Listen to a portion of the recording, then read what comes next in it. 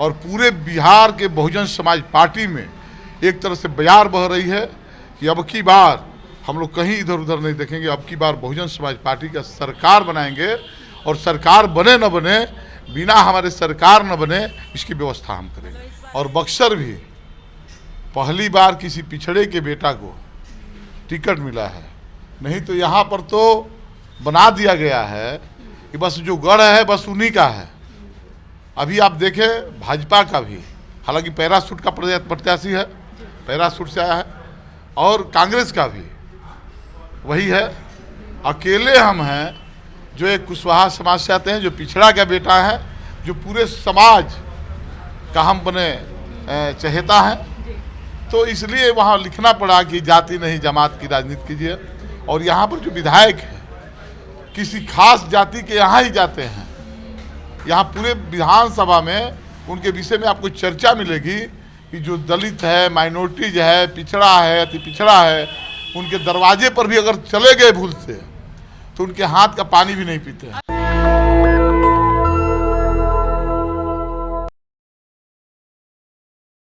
बिहार विधानसभा चुनाव को लेके तमाम राजनीतिक सियासत गरमाई हुई है और ऐसे में बहुजन समाज पार्टी की ज़मीनी हकीकत क्या है ये भी हम आपको बताने के लिए आ चुके हैं बक्सर। और मेरे साथ आज एक खास मेहमान है बहुजन समाज पार्टी से मैदान में अभिमन्यु कुशवाहा। सोचिए इनका पोस्टर बैनर पहले मैं आपको दिखा देती हूँ। साफ तौर पर लिखा है कि जाति नहीं जमात की राजनीति होगी।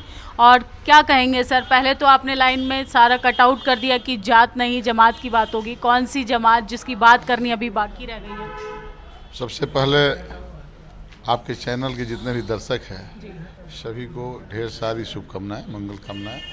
और जैसा कि आप जानते हैं कि बहुजन समाज पार्टी सर्वजन समाज की बात करती है और सर्वजन समाज में कहीं कोई जाति नहीं रहती है। और बक्सर भी पहली बार किसी पिछड़े के बेटा को टिकट मिला है, नहीं तो यहाँ पर तो बना दिया गया है कि बस जो गढ़ है बस उन्हीं का है। अभी आप देखें भाजपा का भी, हालांकि पैरासूट का प्रत्याशी है, पैरासूट से आया है, और कांग्रेस का भी वही है।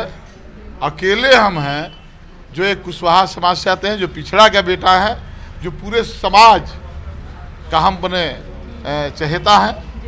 तो इसलिए वहाँ लिखना पड़ा कि जाति नहीं जमात की राजनीति कीजिए।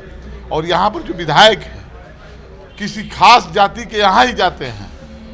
यहाँ पूरे विधानसभा में उनके विषय में आपको चर्चा मिलेगी कि जो दलित है, माइनॉरिटीज है, पिछड़ा है, अति पिछड़ा है, उनके दरवाजे पर भी अगर चले गए भूल से तो उनके हाथ का पानी भी नहीं पीते हैं। अभी भी ये होता है? हाँ, अगर पानी पीने की नौबत आ गई, मान लीजिए कि हमारी माँ बहनें थोड़ा संस्कारी है बहुत ज़्यादा, वो लोग लोटा लेकर के जब पानी पिलाने निकलती हैं तो तुरंत जनाब पान खा लेते हैं कि अब तो पान खा लिए, पानी रहने दीजिए। हमारी गलियों में जब जाते हैं तो चूंकि हम गरीब परिवार से आते हैं, हमारे यहाँ गाय है, भैंस है, बकरी है, तमाम तरह की वही जीविकोपार्जन का मेरा साधन है। उन जब गलियों में जाते हैं तो हमारी गलियाँ उनको महकती है और उनका जो है तुरंत नाक पे आ जाता है रुमाल और गमछा।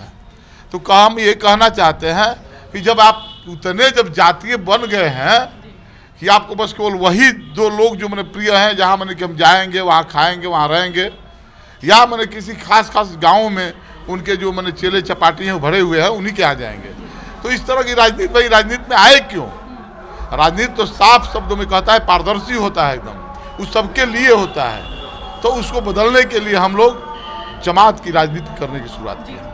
चूँकि आप बसपा से कैंडिडेट हैं, बसपा के विधायकी भावी प्रत्याशी हैं, क्या लगता है कि बसपा का जिस तरीके से कमबैक हुआ है बिहार की राजनीति में, धरातल पर कैसा रिस्पॉन्स है, ज़मीनी हकीकत क्या है? देखिए, जो पहले जो बसपा थी और आज जो बसपा है, माननीय रामजी गौतम साहब बिहार प्रदेश के प्रभारी हैं और माननीय हमारे बड़े भाई अनिल कुमार जी बिहार प्रदेश की प्रभारी है और बहुत ही ऊर्जावान व्यक्ति हैं। उनकी ऊर्जा से अभी पूरा बिहार जो है लबरेज है और पूरे बिहार के बहुजन समाज पार्टी में एक तरह से बयार बह रही है कि अब की बार हम लोग कहीं इधर उधर नहीं देखेंगे। अब की बार बहुजन समाज पार्टी का सरकार बनाएंगे और सरकार बने न बने, बिना हमारे सरकार न बने, इसकी व्यवस्था हम करेंगे। तो इस बार आप सामाजिक न्याय की धरती पे सामाजिक परिवर्तन चाहते हैं? बिल्कुल, अब की बार हम लोग दिखावटी नहीं कि हम आपके हैं। हम दरवाजे तक जाते हैं, अपनी बहनों से मिलते हैं, अपनी माँओं से मिलते हैं, अपने अभिभावकों से मिलते हैं और एक ही बात यकीन दिलाते हैं कि जो 20 वर्षों तक नहीं हुआ, जो 10 वर्ष आपको भाजपा ने ठगा और ये जो 10 वर्ष जो कांग्रेस का विधायक है उसने ठगा, वो हम नहीं होने देंगे। 20 वर्ष जो पीछे चला गया है बक्सर, वह 20 वर्ष आगे हम लोग लाने का 5 साल में प्रयास करेंगे। आपका जब विषम परिस्थिति होता है, कोई खड़ा नहीं होता है, आप दलालों के चक्कर में पड़ जाते हैं, तो ऐसी स्थिति में अभिमन्यु सिंह कुशवाहा एंड टीम पूरा मेरा बहुजन समाज पार्टी का एक एक सिपाही आपके साथ मजबूती के साथ खड़ा होगा और मजबूती के साथ खड़ा होकर के आपके कदम से कदम चलने का काम करेगा। दर्शकों को अपने बक्सर विधानसभा का नाम बताइए और जनता आपको क्यों चुने, क्या है आपके मैनिफेस्टो में? देखिए, जनता हमको इसलिए चुनेगी क्योंकि हम लोग पहले से कोई घोषणा पत्र नहीं लाते हैं। हमारी बहन जी, आदरणीय बहन जी का एकदम साफ शब्दों में कहना है कि हम लाएंगे तो काम नहीं हो पाएगा, लेकिन हम जो सोचे हैं वह काम जरूर कर लेंगे। अभी जैसे कि बक्सर का यहाँ पर सांसद रहे भाजपा से और उन्होंने कहा कि मैं बक्सर के हॉस्पिटल को एम्स के हॉस्पिटल के तर्ज पर हॉस्पिटल बनाएंगे। अभी आज आप आए हैं उतने दूर से, तो मैं कहूँगा कि एक बार हॉस्पिटल में जरूर घुसिएगा। बक्सर का हॉस्पिटल इतना बढ़िया हॉस्पिटल बना है, लेकिन वहाँ पर न दवाई है न डॉक्टर है। आयुष के डॉक्टर से इमरजेंसी देखा जाता है, होम्योपैथ के डॉक्टर से इमरजेंसी देखा जाता है। यही नहीं, अगर कोई लाइलाज बीमारी है या कोई ऑपरेट संबंधी कोई चीज़ है तो तुरंत हमको रेफर कर दिया जाता है पटना या बनारस। उस व्यवस्था को सुधारना पहले जरूरी है। शिक्षा में यहाँ पर कोई भी बढ़िया महाविद्यालय नहीं है, आज तक महाविद्यालय नहीं बना। एक ही महाविद्यालय को हम लोग झेल रहे हैं। हमारे जितने बच्चे हैं सब बाहर जाके पढ़ रहे हैं, इसलिए कि अभाव है, हमारे पास विद्यालय नहीं है।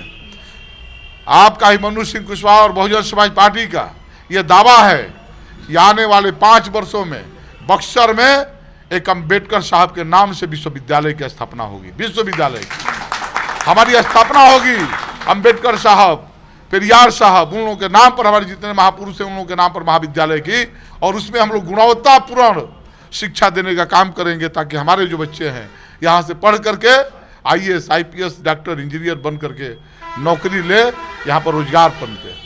कैसे लड़िएगा? तमाम लोगों के पास टीवी चैनल में बैठे पत्रकार भी हैं, EVM भी है। EVM एक बड़ा मुद्दा बन चुका है, तो किस बलबूते पर आप मैदान में तो आ गए हैं, चुनाव जीतेंगे कैसे?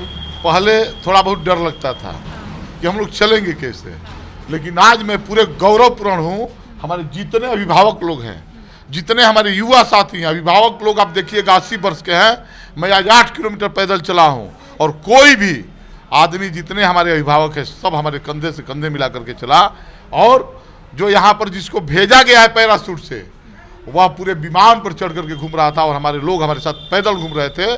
और जब कारवां जब लगाने की बात आई, जब देखे कि अभिमन्यु केवल 100 लोग हैं, तुरंत वहाँ पर 250-300 लोग हो गए। यह हमारी ताकत है। अब की बार ताकत, यह अभिमन्यु चुनाव नहीं लड़ रहे हैं, ये जान लीजिए। अब की बार चुनाव बक्सर का आम जनमानस लड़ रहा है।